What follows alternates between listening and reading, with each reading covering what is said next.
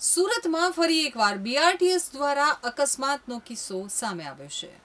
સુરત મહાનગરપાલિકા સંચાલિત city bus અને બીઆરટીએસ બસો દ્વારા છાશવારે અકસ્માત કર્યાની ઘટના સામે આવતી રહી છે। ત્યારે અમરોલી બ્રિજ પરથી પસાર થઈ રહેલી મહિલા કોર્પોરેટરની ગાડીને બીઆરટીએસ બસે પાછળથી ટક્કર મારતા અકસ્માત સર્જાયો હતો। આ સમગ્ર અકસ્માતની ઘટના સીસીટીવીમાં કેદ થઈ હતી, જેમાં કાર ચાલકે અચાનક બ્રેક મારતા અકસ્માત સર્જાયો હોવાનું કેદ થયું છે। તો સુરતના અમરોલી બ્રિજ ખાતે પસાર થઈ રહેલી મહિલા કોર્પોરેટરની સ્વિફ્ટ કારને પાછળથી આવી રહેલી બીઆરટીએસ બસે જોરદાર ટક્કર મારી હતી, જેના કારણે કાર આગળ પસાર થઈ રહેલા વાહન સાથે ધડાકાભેર અથડાઈ હતી, જેને પગલે કારને ભારે નુકસાન થયું હતું। આ ઘટના બસની અંદર રહેલા સીસીટીવીમાં કેદ થઈ ગઈ હતી। અકસ્માતમાં બસ અને કાર સહિત 3 જેટલા વાહનોને નુકસાન થવા પામ્યું હતું।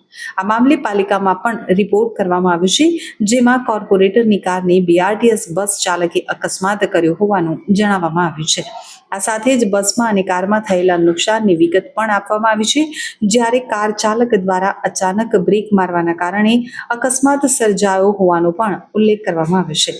તો ઉલ્લેખનીય છે, મોટાભાગના કિસ્સાઓમાં સિટી અને બીઆરટીએસ બસના ચાલકો દ્વારા ઓવર સ્પીડ અને ગફલતભરી રીતે વાહન હંકારતા અકસ્માતો થતા હોય છે।